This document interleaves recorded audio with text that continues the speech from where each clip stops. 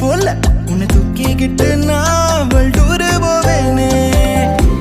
உன்னை விட்டா எனக்கு யாரடா, என்னை விட்டா உனக்கு யாரடா, பெஸ்ட் ஃப்ரெண்டு ஃபாரெவர் யாரடா,